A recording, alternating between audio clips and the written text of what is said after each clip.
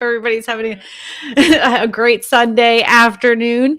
The weather here in Louisiana right now is like rainy this morning. Then sun came out and made the whole place a humid, hot mess. And then it got rainy again, and now it's cloudy again. But the one thing I can say is my internet is working well. So last week we had Matt Kelderman on, and I know a lot of you really enjoyed him, and you enjoyed him so much, and he had such a great time. He will now be a permanent once a month guest. He will be coming on the Sunday streams once a month because he had such a great time, and it was a good show. I enjoyed it, and we fed off each other well, and you guys seem to agree. So he's coming back once a month. And when I was going through the comments, one of the commentors, one of my subscribers, suggested and asked if I would have a real estate agent from Tennessee come in. And of course, I listened to you guys. And so I went ahead and invited somebody from Tennessee. If you have no idea what I'm talking about, it's actually a song. That's what I was doing. I wasn't having a glitch. Nick Reinhout, I can actually say his last name, is going to be our special guest today, and he is from the Tennessee housing market, and he will be answering your Tennessee the questions. Do you know that song? Do you know what I'm talking about? No, I do not know which one it is. You know how bad that is? Yeah, it's there was a group called Arrested Development, and their song was called Tennessee. It was called Tennessee, and he also sang Mr. Mr. Wendell, and he was actually a homeless guy that they met, and he actually became a part of their group, and you would see him in videos and everything else because he gave them like a vast understanding of the world from a different perspective. So they a lot of the songs were inspired, or they gave him some kind of credit towards, because he was such a great older man that ended up being homeless but had a lot of knowledge. So anyways, awesome. Yeah. Totally not related to real estate, but I will say something is related to real estate. I don't know if you have seen these tent cities that have been popping up all over around Austin, Texas, around many communities where people just can't afford to live. So they're just deciding to go ahead and build a whole tent city. I've not seen anything about that, but that's a problem, but it's working for them. So it's just messed up though. When you have people living underneath the overpass, that happened here in Louisiana after Hurricane Katrina. I mean, because where were people going to go? So, I mean, they didn't give them a hard time about doing that because people's homes were devastated. So people had no choice, and they lived underneath the overpasses when you headed into New Orleans. At some point, they ended up, kind of straightening it out. But they made a whole community, like kitchen, the whole 9 yards going on there. So, Nick, tell us a little bit more about yourself. Correct. So I am, of course, in Tennessee, and I'm particular in East Tennessee. That's sort of our market area, Knoxville up to Mountain City, and that's where I service. Our market right now, just as the rest of the United States, is absolutely crazy. And in particular, a lot of out-of-state buyers have been coming in here. Everyone wants a piece of Tennessee currently, and that's what we're seeing. Okay, but it isn't just people from California, is it? No, it's everywhere. Not just California. We're getting Oregon, all out west, New York, everywhere. And that's sort of the common occurrence right now. People love to blame the poor Californians for every housing market like turning up like the heat. But don't get me wrong, there's plenty of people from California that are moving out, but it isn't just the people from California. It's people from all over the country moving to the South. I find that the South is like is having a heyday. I can honestly say that like a lot of people are like, I don't want to shovel snow anymore. I could do my job anywhere. I don't want to pay these taxes anymore. I'm going to the South. Forget it. I'm going to the South. Yeah, and that's what it's like, a lot of work from home and people being able to just sit down and enjoy that. And our cost of living is, of course, a lot lower than a lot of these bigger areas and bigger towns. So that's one thing coming in. Yeah. So the housing market, of course, is heating up in your area. It's heating up in my area. We had a slowdown in new construction during the beginning of COVID. And I like to call it the pandemanium or the pandy, the beginning of that. But when they started building again, when they were like, okay, the market's still going to move along and there isn't enough houses for sale, they tried to build houses, but they weren't finding enough homes for sale. Enough building materials to build the houses. And they were like, well, that will ease up. And then at one moment, for a brief second, they were like, oh yeah, the lumber prices are going to start coming down. We're good. We're starting to build again. Well, the lumber prices never went down. Big shocker. And even though the builders were confident enough to build the houses, they're still having to build them at an exponential price. What are some of the things that you have seen builders doing now, because they know they have the buyers, that, people should know about? So a lot of the big things, and the buyers here, construction and the builders, they have the full power in these deals because people are going to buy their homes, honestly, whatever they price it at. So when it comes down to it and buyers are putting these offers in, you're going to have to go full asking over. And our listing price per square foot is averaging well over $150. And compared to last year, that was about $100 to $90. So, and when people are coming in to see this, it is absolutely crazy to see just how much they'll put in, and just, it's got to be full or nothing. There's no negotiation with the builders currently. We're kind of fortunate here in the fact that our builders are a little bit kinder, but I've seen my fair share of some kind of weird stuff, especially speaking to a bunch of real estate agents throughout the country. And one of the craziest things I heard, which I never had heard before in my life, was that you can negotiate a price. And by the time, like, let's just say it's $350,000, but by the time it gets to the closing table and the prices have increased exponentially, the builder can say, well, I'm no longer going to sell it to you for $350,000. We're going to go ahead and sell it to you for $375,000. Wow. And the buyer's like, well, I'm not going to do that anymore. And they're like, that's fine. We'll just have another buyer waiting to buy this place. So we've not had anything like that. That's absurd right there. I think it's wrong. Like, yeah. I don't like, every state has different rules. So this may not even be close to what pertains to your state, but I had heard that. And I literally, like, my mouth fell on the floor. They're like, oh yeah, that's common. A builder can change their price at any time, all the way up to closing. I was like, honestly, I've never heard of that. That's the first time I'm hearing that, because our builders here, or any deal in general, like, it's going to be whatever we agree upon in the price. That's what it's going to be after inspection and everything. But builders going up and increasing the price after, that's not something we've seen. And that, to me, is, you're right, that is wrong. Well, the thing is that you have, and I don't know how it works in your area, but in our area, you have the state contract, and then you have builders contracts. So they won't fill out that state contract, but you have to fill it out for your buyer, and it has to be part of the file. But then they have the builder's contract, and they have it as a clause in their builder's contract. So basically, they're doing whatever the heck they want. And in some of the places I've heard it, like in out, like, not here, I haven't heard it so much here, but I've heard it like in Texas and other places, that some of these builders they're having a hard time finding the contractors to come out to frame it and everything else, and they're getting a lot of shoddy work. So even these people after the closing are like, there's a lot of problems with this house, and they can't even get the people to come back and fix it. So this will be interesting when the dust settles from all of this, how many people have got houses that are just kind of junk. Because when we had the big boom the last time, there were a lot of builders that went bankrupt because they were building crappy, shoddy work. So anyway, that's interesting to see, because a lot of our builders here, they build really good quality homes. That's one thing I will say about East Tennessee. The builders here, they're fantastic, and these homes are getting built they're being built in record time, but they're quality homes. They're not just spec houses, and that's not something that's very common here in East Tennessee, is those bare minimum level houses and poor craftsmanship. We mostly have pretty good builders. I'm not going to lie. Like, even our low end, what they would consider a low end, they win awards for their energy efficiency, and they're Johnny on the spot with their teams to get things done. Now that we've had some big national builders that come through, then you're like, oh, please check it. Please check please check the reviews. Please check the reviews of this company before you decide to sign on the dotted line. I always do that because I've seen it with my past clients. I've seen what happens. I see how things don't get addressed after the sale. So I don't say that they're bad builder, I say just do your own due diligence and investigate any builder that is going to be building your home. So I do want to say hello to a few people in the chat. It says, I love the screen name. Just don't report me. That's a funny name.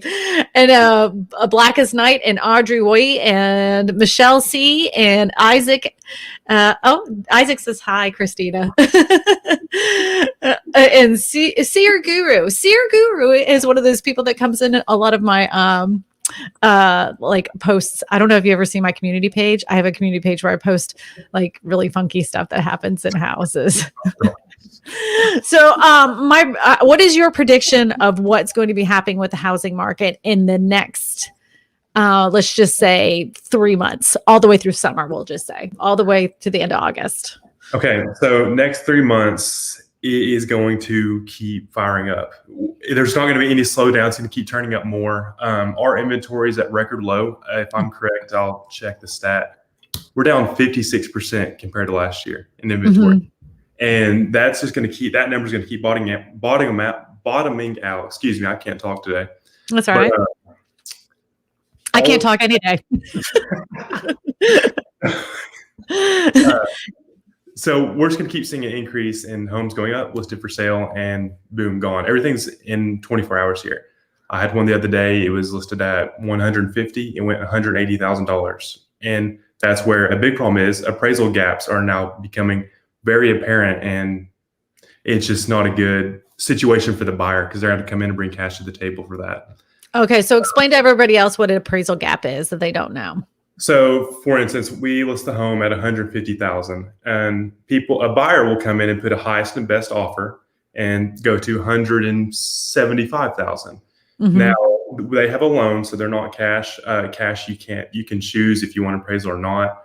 But if you have a loan, your bank has to check and see if that's a good investment for them.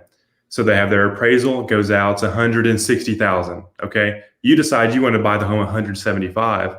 So now you've got a $15,000 difference of what you said you're going to buy and what the appraisal is going to be gone for. So now you're going to have to bring $15,000 to the closing table in order to get that home.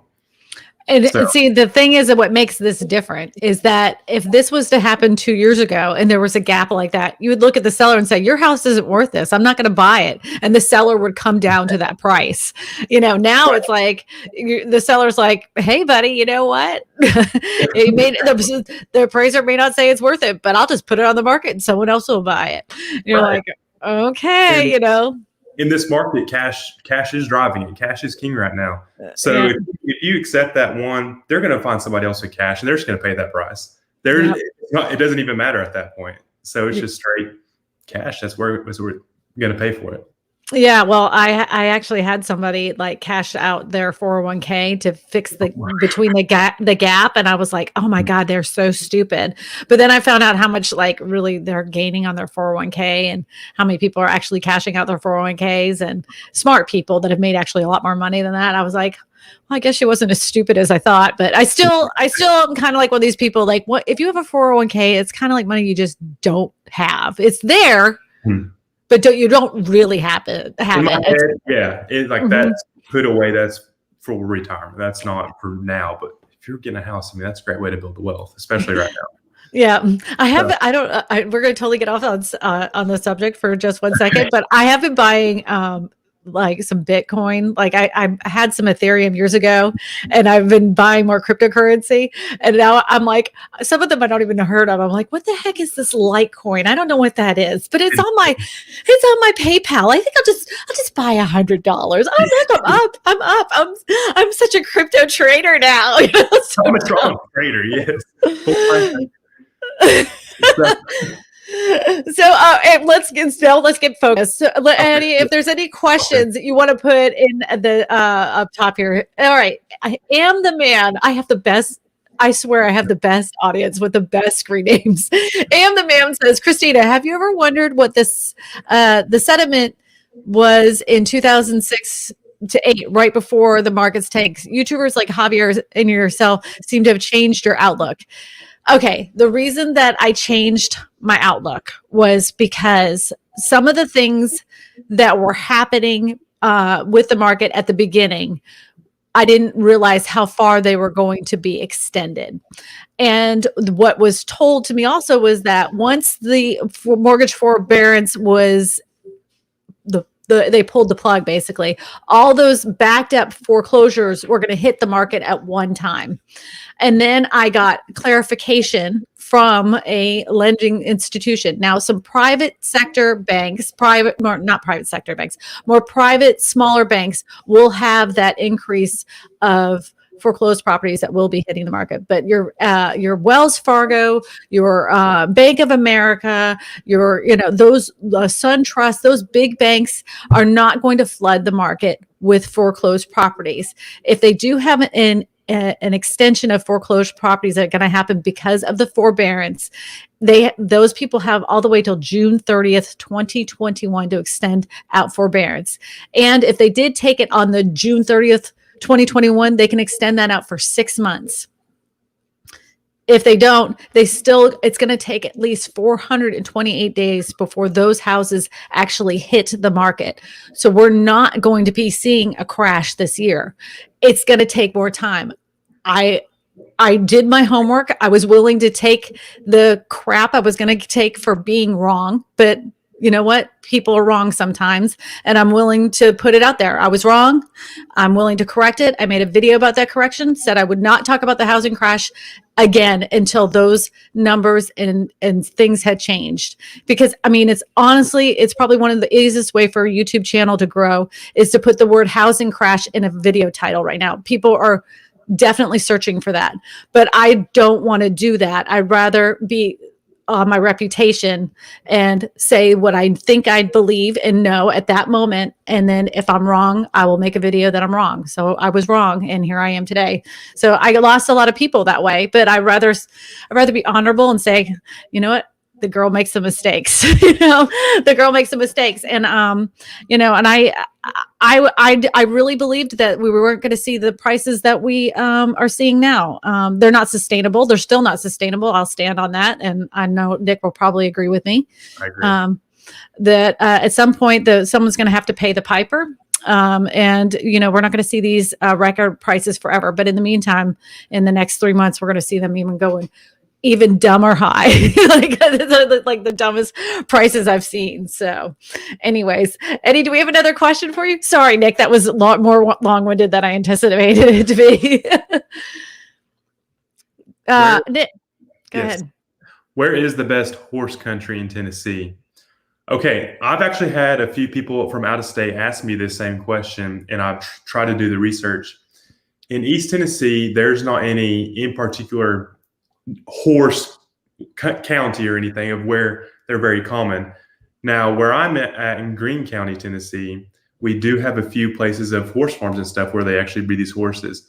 So I would say for horse country, I would look in Greene County and as well as Washington County, Tennessee. Those two places that's where I put my money on where they're the best. I saw a horse for the first time. Anybody sees my stories. I haven't seen a horse in over a year. I've been sheltered, and I've actually lost how to communicate with humans again. So I'm showing this house, and as I'm showing the house, I literally walk out of the house and go, oh, "There's a horse!" And I walk through. They left them in this house so I could go look at the horse. I'm like, I think I've become feral at this point. But but I was so excited about looking at this house. I actually stepped into ant pile and have ant bites all over me. But whatever, I got to see a horse. I was so excited. We have some horse country here, right here in, if you're interested in Louisiana, right here in Prairieville. There's lots of places. There's lots of pastures. You're going to pay good money for it. But people put their houses, their horses and the cows. And we have one little area that has a bunch of goats, and they're all the same color except for a couple of them. So you see all these like beige goats, and then a black and white one, and then a polka dot one. All right, Eddie, can you throw up another question for us? Is there another? Let's see. Let's see if we even have any more questions. Oh, Eddie wants to go ahead and put in an article. He's going to throw in this article that I pulled up ahead of time. And look, if you have any questions for Nick about Tennessee market or anything else, just please put them in the chat. Just type in the word question first and then your question. Makes it a lot easier for us. All right. Largest built to rent housing community in the nation sells in Phoenix. Okay. This actually came from a subscriber. They sent me this because I've been talking about this on these live streams and a few of my videos. So corporations are buying housing developments. D.R. Horton in Conroe, Texas, sold a whole entire subdivision to a corporation, and then the corporation itself is individually selling them to investors. So, and then they're making them basically rental properties. The whole subdivision is a rental property, brand new subdivision. So crazy. And so now it looks like in Phoenix, Arizona, this company built these houses specifically just to rent them out, not for sale. Wild, right? Yeah, that's crazy. So we've been seeing corporations or large investors buying up. We have a lot of raw land here in East Tennessee, and we're seeing a lot of them come in, buy this, and start new developments because our inventory is so low. And in a year, 2, 3 years, however long it's going to take, they're going to have all these homes, but they're going to be for sale. I've not seen this full rent communities. This is crazy right here. Looking at this. Yeah, it's common in Austin, Texas. It's becoming more common in more populated areas like Austin, Texas. I haven't seen it in New Orleans yet, but I'm sure it's going to happen. And I know, of course, that it's been happening in Phoenix, Arizona. So you want to throw up another article, Eddie? Let's see here. And there's another one too. I have a little guy. I say the little guy. I have my husband, and everybody should thank Eddie. Everybody, could you put thank you, Eddie, in the chat, because he's sitting in the background and he always puts up these articles that I set up for him ahead of time, and he knows very little about YouTube, and I taught him how to do this just to help me out. So please thank Eddie for helping us. All right, dozens of Silicon Valley homes camped in tents overnight in hopes of nabbing a $1.2 million townhome. Do you guys have like people waiting in line to see houses? We've had, so one thing that's been very popular here is coming soon. Putting coming soon on MLS, on social media, and we have 24 hours for it to go live after you put out that coming soon. What happens is we put this coming soon out, and we have an instant influx of like 20 to 30 people wanting to get and see the house now. Waiting overnight and seeing this, we don't have anything that crazy for any homes because we don't really have that type of thing. It just doesn't really happen here.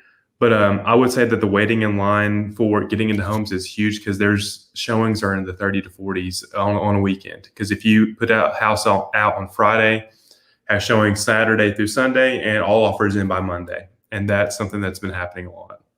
I've seen it in California, Las Vegas, Phoenix, Arizona, San Antonio, Texas. I've seen it in New Orleans.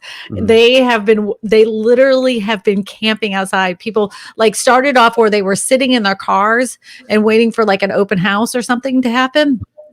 But now they're so desperate. They're like, when it hits the market, the buyers are sitting there at the house. They're calling their agent and they're like, I want to get in right now. And then by the time like everybody's in there, you see the people just waiting for their turn. And then the agents are having to put signs out like you have to use the lockbox, and put the key back in there so they know who's actually come through the house. Right. They'll say we're accepting offers starting at 8 p.m. Do not turn in your offer before 8 p.m. They'll tell you when the offer ends. I mean, it's pure insanity. And I feel bad. The part that really is burning my butt is that all these new home builders, not one of them is considering a first-time home buyer. If they're considering it, it's kind of like, yeah, we consider, we're not going to do it. And they're really building those I would say upper middle class house, and not even considering like the simple 2-bedroom, 3-bedroom house, one bathroom, 2-bathroom house. They're building the little McMansions, I guess. Medium mansions. Agree with this. Yes, and that's also a problem that we're seeing. So our median home price here is $230,000, give or take a few thousand, and we need more homes in the $100,000 to $150,000 range. And the homes that are in that range Exactly. And the homes that are in that range, they're not quality homes per se. They're going to need a lot of work. And then once you put that work in, they're worth more. But we need builders to put in that 100 to 150,000 because we don't have that. The affordable housing here is not common for new builds, and it's something that it would help out a lot, honestly, because a lot of people can't afford $250,000-$300,000 for a house right now. Well, the guy, barrier to entry. one of the chief economists for housingwire.com said that people don't really want the people in that price range. They really don't. They only like the idea of owning a home. They really, they'll never have the credit scores or the ability to buy a house, especially with home prices. They really just want to be renters. They like the idea. They love the dream, but they don't really want to buy a house. I'm like, you are so out of touch. And I have like a few things because this is what I think about at night. And because the building supplies are so expensive. If they gave, and the government owns a ton of land that they don't do poop with. I mean, they don't use it for any kind of recreation. They're not using it for like minerals or anything like that. They could use that for single family dwellings, especially in your area, like in Tennessee, especially in my area outside of Baton Rouge. They could use that government land, give it to them for a discount, give it to builders at a discount, and then have those little houses built for those first-time home buyers or people that are, I wouldn't say just first-time home buyers, just people that are in that price range. Because there are people that have a good credit score that definitely want to buy a house, and they shouldn't be making those people renters because they just don't have enough money. I agree. I think that statement's completely wrong, saying because they want to rent. I don't think anybody would prefer to rent unless it's for building wealth to eventually buy a house again, because buying and selling real estate is one of the best ways to create wealth. And if you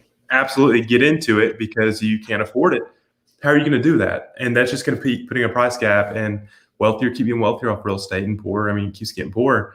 But on to the next point of putting in new construction, I believe that there should be more incentive to have builders construct these homes in that price range.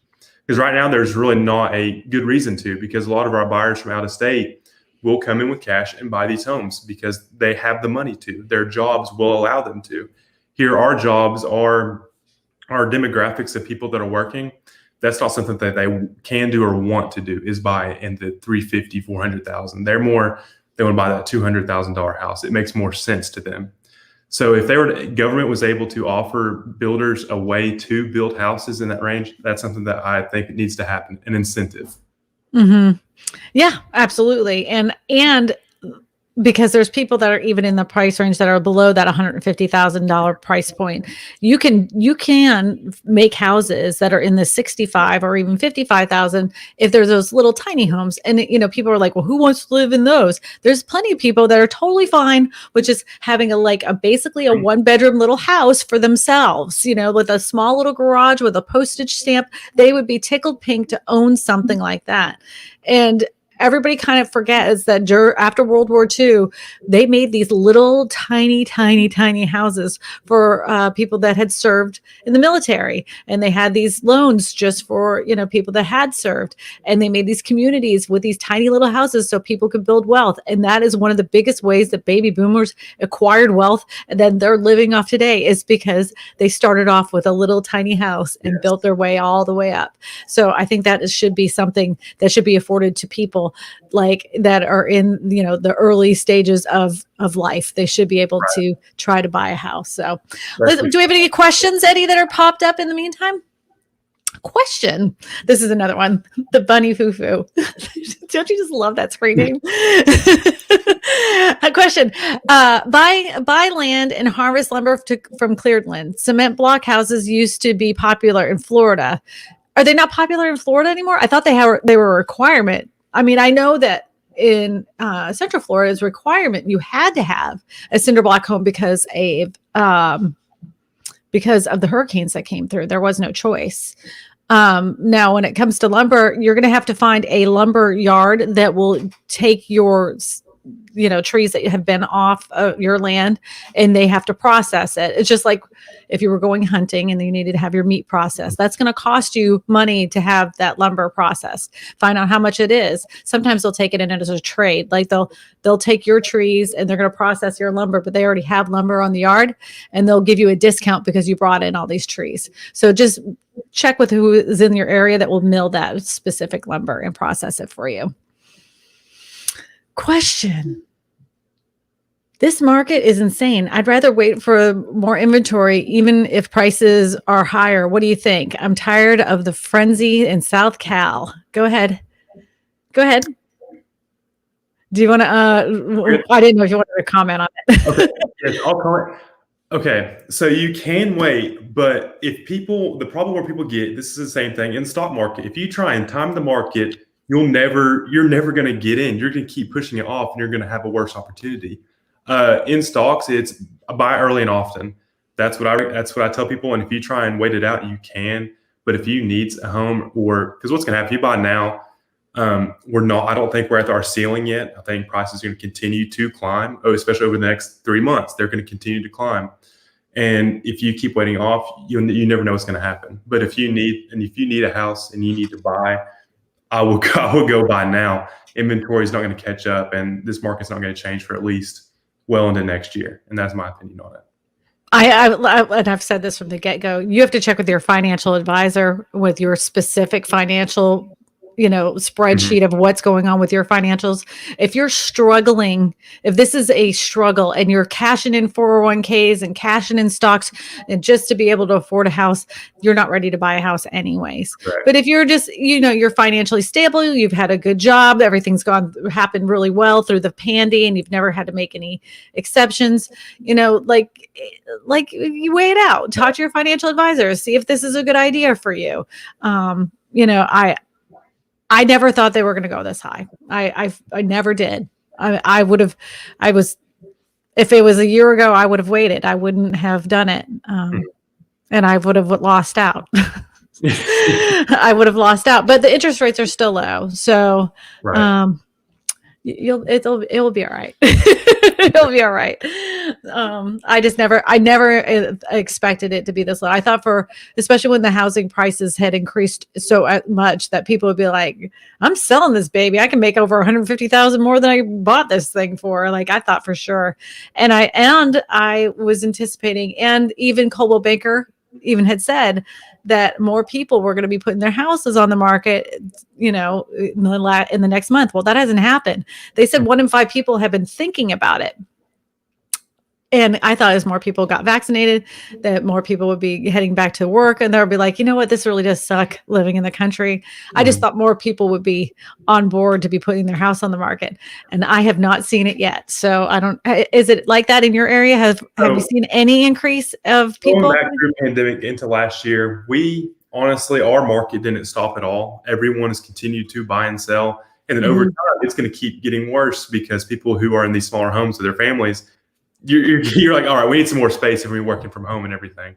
So that's what we've been seeing is people upgrading their houses locally here. And inventory wise, people who are wanting to sell, they're either already done it or they're about to. It's just, there wasn't really a slowdown from last year to this year as far as people delaying that. Buying, there has been a delay because people don't want to pay the prices. So, but that's selling wise, no. I've had some people say they really were thinking about selling, but they don't know where to go. Like they know that they can sell their house. They know they can, but they're like, where am I going to go? There's hardly anything on the market. I don't even like what's out there. So, I mean, that's a problem. Yeah. Right. That honestly, that's probably the biggest factor why a lot of people will not put their house on the market. Because you put it on the market, you say you love your house, but they're just a very small. Get all these buyers and stuff putting 3, 4, 5 offers on a house before you even have a chance to actually get accepted. Mm-hmm. It just doesn't make sense for a lot of people who can't get anywhere else to go. Where they're at now is fine. Yeah, I know. Even rents have gone up though. Like even just to rent a house, I had this little couple that was interested in renting a house and they were like, do you mind if you go over to these houses to look at them for us? So I was going to take my camera and just so they could rent out these houses, and they were already rented by the next morning. Right. Yes. Our rent inventory is even smaller than our housing inventory. And that crazy rent's going $300 more just because you can put the rent from $800 to $100 to $1,000. And from last year, that increase is about roughly that same. Mm-hmm. Mm-hmm. So do we have any more questions, Eddie? You want to throw up on this thing? How much does How much money does 10 acres of bare buildable rural land go for? That's for you. Okay, I would say anywhere from $6,500 an acre to $7,500 an acre. And that just sort of depends if it's hilly, if it's flat. You said buildable rural land. Mm-hmm. I would say about $7,000 an acre currently. That is so much cheaper than it is here. There's so much cheaper. The bare minimum of land, there's some like mountainside land that goes for like $2,000 an acre, but it just never sells because you can't do anything with it. Mm-hmm. And then there's this prime great mountain views on the river going for $15,000 an acre. That price truly comes down to just how the location of it, where it is here in East Tennessee, and as well as what type of, if it's rolling, if it's flat. There's lots of great building sites though here. We're like 30,000 an acre. Are you kidding me? No. And it's been like that on rural land. Yeah. No. Yeah. Well, I mean, I'm closer to Baton Rouge. I'm right. Like, that's the capital, Right. So yeah, that is immediately higher than here. Yeah. Yeah. And then like, if you really want a nice lot, it's 65,000. Like if you want a good, healthy, like, just plug and play your house in, that's going to be at the minimum 65,000 for that acre land. I mean, and you got a deal like, oh, that's fantastic. Right. And if it's in a neighborhood, it's way, way more than that. Yeah, way more than that. So, but you can go to Texas and it's not like you can get some cheap land too. Question: is it worth it to negotiate the price after finding out the house electricity is illegally wired? We need to purchase drywall and lumber in order to rewire. Closing date is approaching. If you've already done like an accepted offer on the house, I don't know how you can negotiate unless you went through an inspection period. And during that inspection period, you can negotiate those things. But I know for me, and most agents I've talked to, it doesn't matter what's wrong with the house. The sellers aren't going to fix it anyways. And the buyers are kind of like, well, if the repairs don't cost more than X amount of money, then we'll still continue to purchase it. If they're less than that, let's just say the cap is $10,000. If they're less than $10,000, we'll purchase it. If they're over $10,000, they have to show that this is the amount of repairs they'll have to do when purchasing it, and they can walk away from the deal. But is that how that works in your area, Nick? If it is illegal, it depends on if you're cash, you could go through with it. But during that inspection period, depending on your loan, you're going to have to back out based on inspection because you can't, that's illegal. You can't really do it. Now, if it's something that can be done and you're willing to pay that price, go for it. And the seller's not going to do much repairs right now because they can put it back on and go through that whole process again. They don't care. Yeah, they don't. They're not going to fix it for you. They're like, it was fine when we lived there. It didn't catch on fire. Yeah, that's what it is. We don't care. It was fine. We've been living in that house for 20 years. All right. Question. Why move to East Tennessee versus Nashville, Memphis, Florida, Texas? What's your opinion? Okay. Anton wants to know. My opinion is, I don't know for much of the Florida and Texas market, but as far as Nashville and Memphis, there and the suburbs are a much higher cost of living than East Tennessee. East Tennessee, you come here, it's going to be a lot cheaper to live. You're going to be able to get a lot more bang for your buck. And it's one of the greatest places to go in for that compared to Texas or so, because it's even lower than what that is. East Tennessee it's a lot of nature, mountains, and being able to be out and have your own homestead. There's a lot of mini farms that have been coming up. And that's sort of the draw, is that you want to be in the South and get the full Southern lifestyle experience. What's the weather like there? Do you ever have snow? We have all 4 seasons. Our summers are hot and humid. Our winters are cold. Snow this year, we had up to 6 to 8 inches at one point, but you're going to get a taste of all 4 seasons. So you're not going to miss out. Yeah. And then as far as our weather is very weird week to week, because last week it got down to the 40s and now it's in the 80s this week, and it will keep bouncing back and forth like that. We were kind of like that. Right now it's cool outside, but yesterday it was yesterday was kind of nice, but the day before that was sweltering. It was Ugh, I can't breathe. Hey, Eddie, put that on our list. I want to go to East Tennessee. I want to check it out. Yeah. If you can get an acre of land for $6,000, that's pretty darn good. I just might just buy some dirt just to have it. Eddie, my husband, you can't hear him in the background, but he said they'd move there. It's a great plan. Yeah, we've always said that we liked like around Nashville and stuff, but that sounds right up our alley. I mean, is it like so rural though that you can't like? Would it take forever to find a builder to build on your piece of land out there? Is it super country where it takes you 45 minutes to get to the Walmart? It's not that country now. Okay. I love to talk about Greene County just because it is like in the middle of East Tennessee, because you're 45 minutes from Knoxville. If you look at Knoxville, that's one of our biggest towns in East Tennessee, as well as Johnson City, Tri-Cities area. And these places, they're big, they've got good populations, and they've got big colleges as well. So being able to go to those places is super easy. In Greenville in particular, it's 10 minutes to a grocery store whenever you're okay. I can handle that. Yeah, it's not anything crazy. Of course, we're going to have traffic, which is my favorite part about it. I might come visit you in the fall, Nick. I might come visit you. All right, let's throw up another question. I see some questions have come in. Question: Biden new family plan is changing single-family housing zoning. It is time to buy land. What is that like? What do you mean? Biden new family plan is to change single-family housing zoning. It is time to buy land. Are you saying that it's turning some places into like multi-family zoning, or are you saying they're changing it to like apartment zoning? I'm not sure, but I do know that they had like there was like two plans. Of course, nothing has been said. Like everything's just, everybody. Blah, blah, blah, blah, blah, blah, blah. And one of them was like the $15,000 new home buyer plan, which that's not going to go anywhere. And then they had a $25,000 plan that I had found out about on the stream, so it made me feel kind of stupid because someone else educated me. Yeah, somebody watching educated me. But it's basically like the first descendants to move to the United States that are building wealth and everything. That could be a good plan in some areas. There's still not enough supply.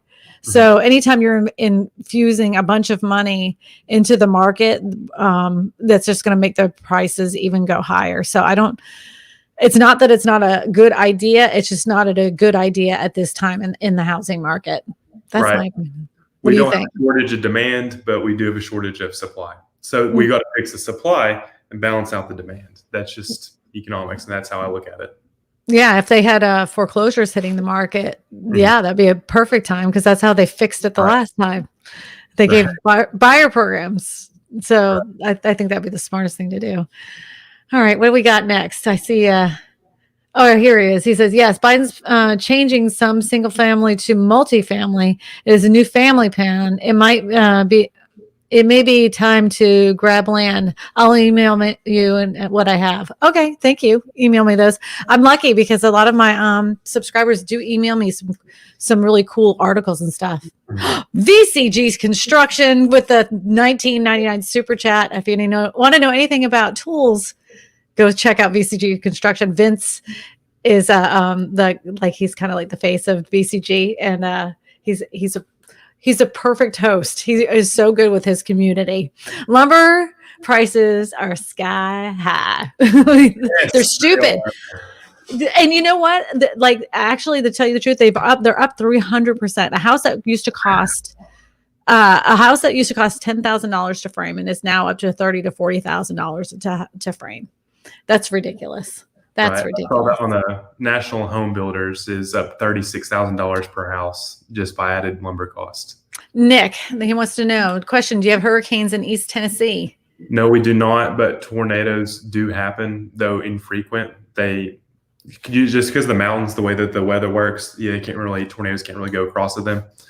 But we have had one in 2010, but that's the last thing I know of. Hurricanes, no. Here we have hurricanes, we have tornadoes. Our house got hit by a tornado here with like the third or fourth year that we lived here. We've had our like 3 or 4 hurricanes that have come through since we've lived here. We have a whole house generator now because of it. So if you're thinking about South Louisiana, know that we flood, we have hurricanes, we have tornadoes, and we're hot. But it's still a great place to live. All right. David says, Caballero, that's a nice last name. David Caballero said, lost our home to a wildfire. It's hard to find a builder. Thinking a mobile home, but again, no contractors. Any tips on finding a competent contractor in rural North California? David, go ahead and email me. I do have a contact in California, and he will be able to contact you with a contractor. So just email me. My contact information is in the description of this video, but you can also email me at info@KristinaSmallhorn.com, and I will get you that name and number of the person that I know that will help you at least find a contractor to put your manufactured home together. So do you do anything with the manufactured homes, Nick? Have you sold any? We do. We have a lot of modular homes here. Double wides and single wides are very, very popular, and it's honestly a really good option for people here. One thing that we've seen common, just by you buy land, buy 3 to 10 acres, and they'll just buy a mobile home, put it on there. And that's something that's very popular, and it's honestly a good idea for a lot. It makes sense for a lot of people to do. And honestly, it's double wide and single wides are just built so well. They're really built to be on the road. So you don't have to worry about craftsmanship with those. Well, they've improved exponentially. Yes. You know, I can understand people's fear because, you know, whenever the news stations come through, they find some old manufactured home park and they're like, look at how it destroyed these people's homes. And those were built in like 1957. They weren't even built to any kind of building codes. They fall apart and they light up like matchsticks. You know, they're extremely flammable.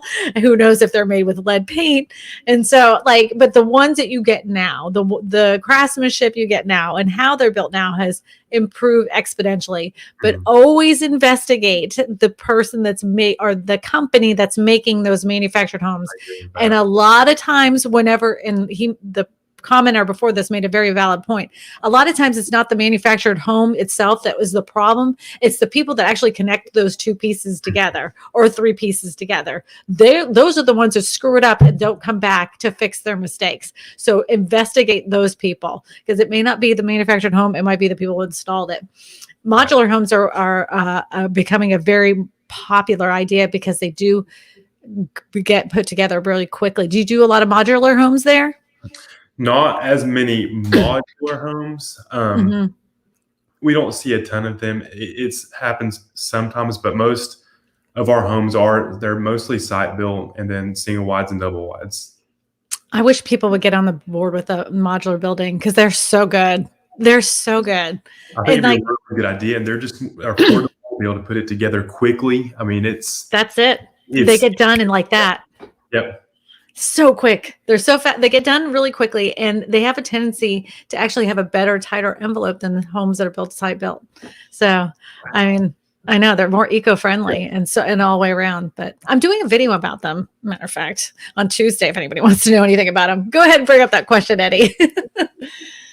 Eddie, question: Are there any mobile homes that you can buy with a piece of land in Orlando, Florida area? Are there any mobile homes you can buy with a piece of land? I know that you can buy them because I used to live out there. I know you can buy them outside in Lake County in Ocala, in that Ocala area. So you can check that out, Elizabeth. You can go on the villages, like look in the villages, outside the villages. That's in Ocala. And Lake County has their fair share of manufactured homes. So you may want to check those out. All right. Here's a question. It says, question, Nick, what cities that you service have land for $6,000 to $7,000 an acre with no covenants? Ooh, that's a big one. Check out Greenville, Rogersville, Churchill, Morristown, Tennessee, and check Jefferson County. Those places, all in this sort of nestled area, there you're going to find some really good cheap land. Yeah, that is like insanely cheap. I would love that. I would love that. Covenants, there's not a lot that really restrict now the higher price land. There's going to be restrictions on mobile homes. So. Yes. Mm-hmm. Yep. Question: will home prices affect home taxes in surrounding homes? Yes. Anytime you have an increase in value. Now, I don't know how it is in your state, Nick, and you can tell me, but in our area, they can only go a percentage up each year in your taxes. You can't have like a 35% increase in your taxes because the area increased 35%. We have a cap of how much you can be charged extra, per year every time they assess the real estate. So they're going to be assessing it a lot more because we've had so much, increase in value, but they can't do, I think it's 15%. I'll have to look that up, but they can't make your property taxes go up more than 15% in a year. What is it like in your area? I'm not correct if there's a cap. I'm not sure if there is. I want to say yes, because it makes more sense, because if home value jumps up way too much one year, then it just skyrockets with it. That's just going to hurt. But I'll have to check and make sure. I'm not positive on if there's a cap or not with the taxes, but it works right. It seems like a lot of areas do, but there's been a couple that have said they don't. I believe Jeremy Knight said there isn't in Texas, and maybe he didn't say that, and I could be 100% wrong, and I'm lying, but I'm pretty sure that's what he said. So this was a question that my husband threw up because he's so excited about sharing this thing. So I don't know if you noticed, Nick. I drink a lot of tea, and this is the only thing that's in my cup. I don't drink coffee. This is the only liquid that I ever drink, which I know it's terrible for me, but I enjoy my hot tea. So my husband, being the super sarcastic man he is, bought me this tea. And he said this should be enough for me to make it through a live stream. And so he's so proud of it. He wanted me to share his sarcastic cup. But this is just an example of how big this cup is. I saw it on the last live stream. I was genuinely curious. People kept saying, "What is that cup in the background?" It's my teacup. I really do drink an insane amount of hot tea. Like it's kind of gross. I probably have about like 5 to 6 cups of hot tea a day. Okay, that's more than I drink my lifetime, to be honest. Well, some people drink coffee, some people drink water, everybody has their thing. Yeah. And this would be good for I told Eddie, I said, this would be a perfect bowl to make cookies in. He's like, no, you got to leave it out on the counter because for everybody to see. So I like big cups and I cannot lie. Do you know that song? Yes. Okay. I wasn't the version, but yeah. This question: if you are building a new home and don't see anywhere in the contract where they can increase the cost of supplies, should you be okay, or worry about builder will cut the cost somehow? I would check with your real estate advisor on how your state contract works, because everybody's state contract is going to be a little bit different. What is your advice there, Nick? So now if they're hiring a contractor to build their home, you should have something in place. But supplies, they vary. And I know that there's a lot of variance of people starting a home and they're over budget by a certain amount. And that's something that's been happening a lot more recently just because lumber prices are super high. But I would check and just budget out those variances in supplies whenever you're building. It isn't just the cost of lumber too, because the cost of roofing supplies have increased. Even the little everything. Yes. Everything has increased. It's called inflation. It's gonna get worse. That was my little ditty right there. Please shout out to my wife Megan, because I got her watching your live feeds. Well, thank you, Megan. Whoop whoop. I appreciate you watching because it means a lot to me. Get people watching. Do we have any more questions? There was something that somebody put in here. Oh, look, DJ Cruiser. This was so funny. Your cup is a symbol of the housing prices. Wow. I hope really soon that I can make that cup and then I'll pull it up for you, just for you, DJ Cruiser. If the housing prices start to go down, that and I'm letting everybody know on this live stream, this is the God honest truth. If you ever see a video come out for me and I say in the title anywhere where it says housing crash, that means that the prices are plummeting. And it's the God honest truth, because I refuse to put out another video about the housing crash, because there isn't going to be a crash this year. But if you see it, it's happening. It's happening. I think I've seen like Google searches for housing crash has been like 2,000% because people are wanting to know when that's going to happen. Yeah, and if I really just wanted to get clicks, I just throw that in Right. every freaking title. There's a couple real estate agents that is their whole entire channel. That's all they do. Yeah. And they're like doing 2 or 3 videos a day just with that, just using that word housing crash over and over again. I saw one, something pop up there. Floyd says, why and when did manufacturers get a bad rep? Another person, DR on YouTube, said the same thing as sleeping in a car. Okay, so Dave Ramsey has always said that owning a manufactured home is like the equivalent to sleeping in a car you sleep. It's like a car you sleep in. I don't know why he said that. I think it's classist when he says stuff like that. There's so many things that he says. A lot of times I'm like, boy, that's really white, like really nice of you to say, like sitting on your golden throne of judgment there, because this is sometimes people's only affordable option in order to buy a house. Not only that, like rents are so high. Why would you throw away money on rent when you could own a piece of land and have your own house where you can do whatever the heck you want? Nice, Dave Ramsey. And it's not like that. So another thing that they'll say is that specific modular or manufactured home, mobile home will never go up in value. He says that 100 times. He's always said it. He says, I don't care. People get mad at me, but it will never go up in value. And I will tell you that's horsepucky, because not all areas, you can't make a blanket statement like that and it be true.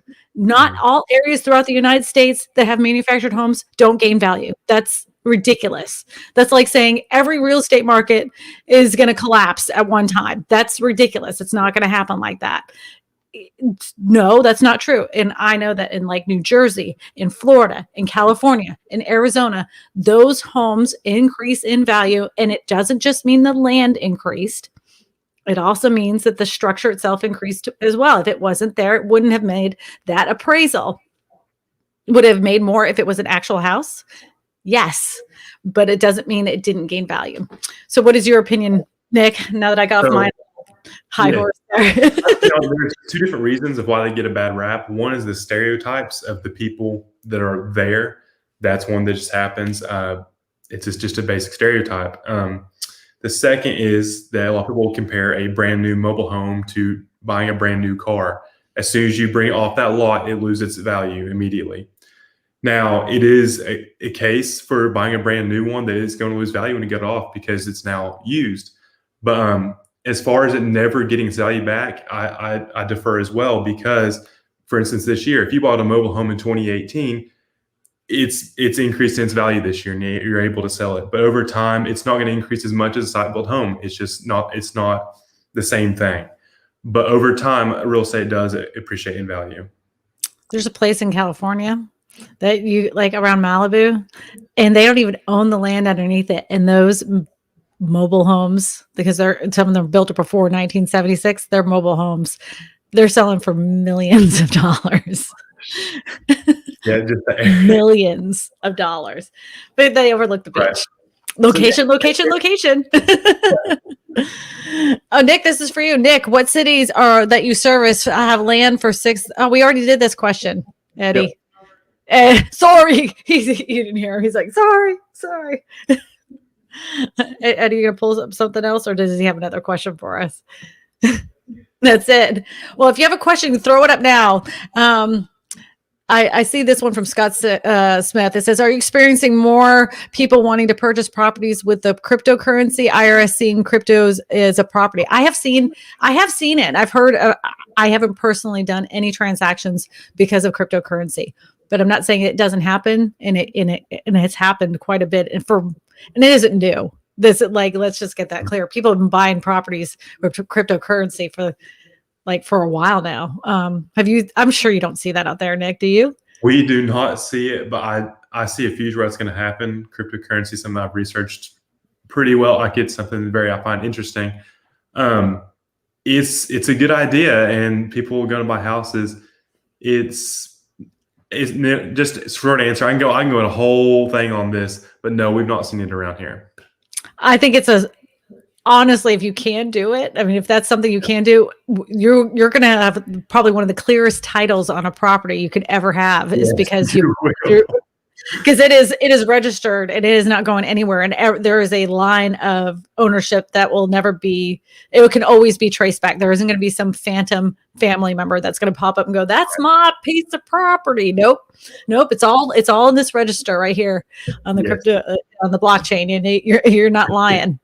Yeah, we know exactly when this happened. So yeah, I didn't understand it for years. So, all right, we got another question here.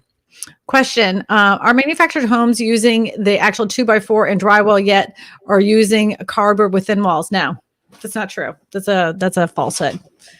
Do you have that issue in your area?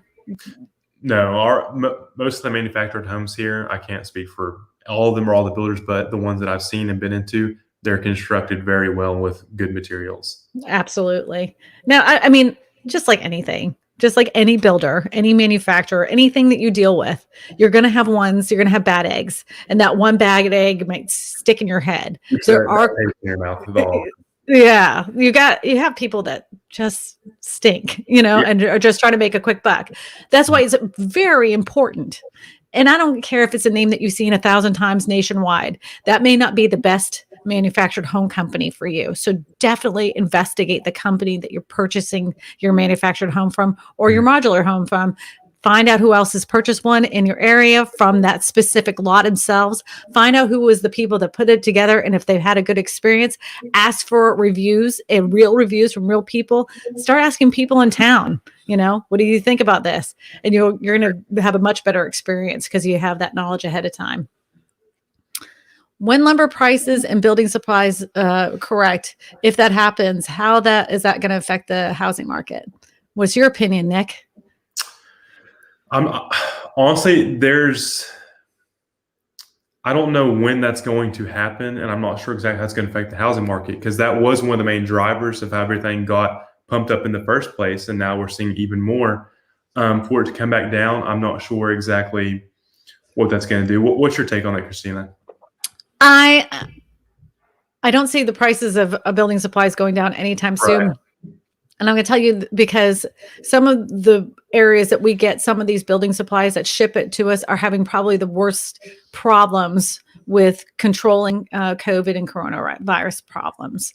The simple things like the little staples and stuff like that gets shipped out, it's a real issue there. They have a problem, and it causes a ripple effect throughout all supply chains until this is under control. And who knows when it's going to be under control, because it seems like once we stamp out a fire on one side of the country or one side of the world, then another one pops up over here. So until this is under control, I don't see the supply chain of building materials going down anytime soon. I mean, this may look totally different a year from now, but right now, all I can see is everything going up. What do you think, Nick? I agree. There's not really a clear side at the end of the tunnel yet, because it's just clouded. Everything. You're right. It's a mix. The supply chain, everything. Real estate as a whole, it's not just buying and selling. There's just so much that involves in it. So I agree that there's not really a light in the end of the tunnel, and we'll have to look into next year, because right now it's Yeah. I'm not sure if Eddie wanted to throw up another one. Here it is. With all the work from home, why wouldn't the MLS realtors add internet availability and speed on listings? A handful do. That's a thing. And I heard that in Texas, they actually have to, in the contract, they have to state if they have a Nest video system in there, and they have to leave their passwords and everything. It's extremely important. And I know for rural tracts of land here, we write in there, yes, you have internet access, and here's are the companies that you have internet access. We have to check that in our MLS. Do you have to do that in Tennessee?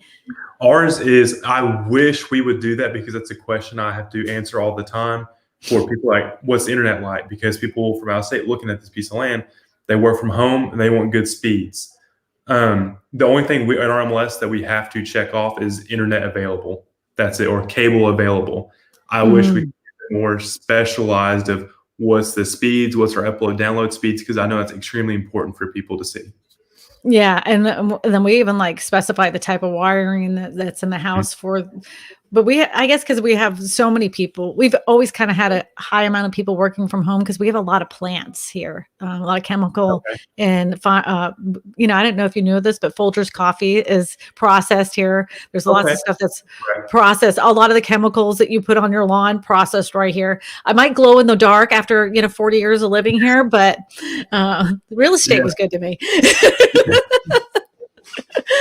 All right, here we go. Question: how much more does it cost to build a house now? Like what percentage has the cost doubled or more? Nick, do you have an answer for that? I'm not sure what the exact percentage is, but check out the National Home Builders Association, and you're going to get all that information there. Their most recent one that they put out, they said it costs $36,000 more on average to build the house. I was just going to say 35,000. So and that's how much it is more here. It's $35,000 more than it was a year ago. And then they have matched the prices in the area. And they're not like before. They always were just a smidgen less expensive, just a hair less expensive than existing homes, because they wanted to be like the one, like, why move into an older house when you can buy this brand new house? Well, now it's vice versa. They're a little bit more, but they're like, we're a little bit more because we're brand new and you don't have to live in somebody else's house. So, and they're offering literally no incentives, none, like not anything. They're like, well, we only have to throw in this tree and a couple bushes. We're not doing anything more than that. And they used to like sod like all the way into the backyard. They only do in the front yard. They're not required to sod the backyard at all now. Like here, so I think our average for home building that it increases like around 25,000.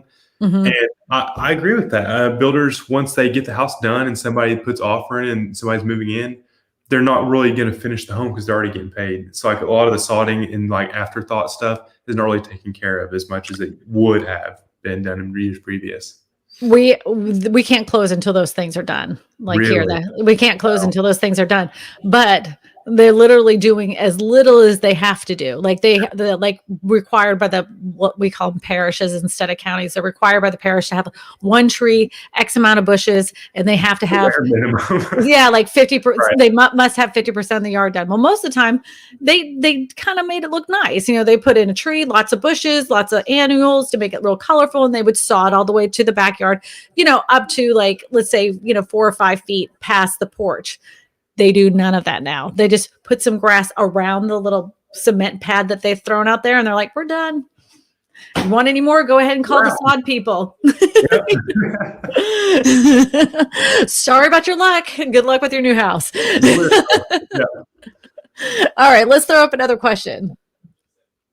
War and Peace. Isn't that the coolest name? See, do I not have the coolest subscribers? I do. If either of you had to buy a home tomorrow in order, what's your favorite to least? Brick and mortar, manufactured, modular. Mine is modular, brick and mortar, then manufactured. What's yours? Brick and mortar, modular, then manufactured. Yeah, I like a modular home much better.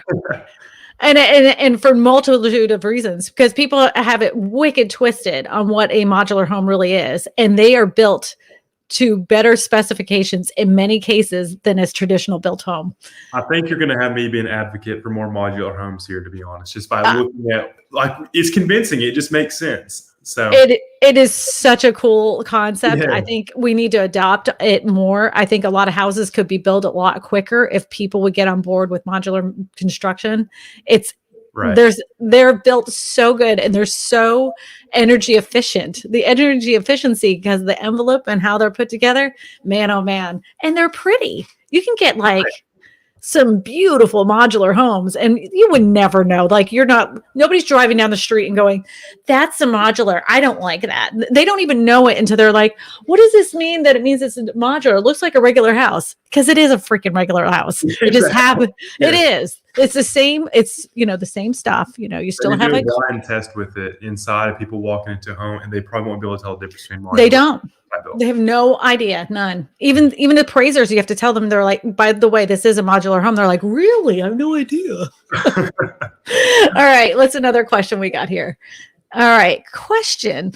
Majority of companies are recalling their remote employees. Do you think home prices will drop once those employees return to work in person? My friend is being recalled back to Facebook in September. No, no, I do not think so. I'm hoping because we have a supply of houses that normally would be on the market right now because of all the industries we have here. There's always people that are relocated because of their job. They're relocated to Texas and Oklahoma and all this other stuff.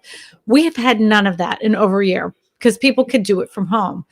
Some companies are like, you know what? Our employees are doing just as not good, if not better, working from home than they did prior to the pandemic. So there's going to be a shift on how we do business. I don't know right now how that's going to affect the housing market.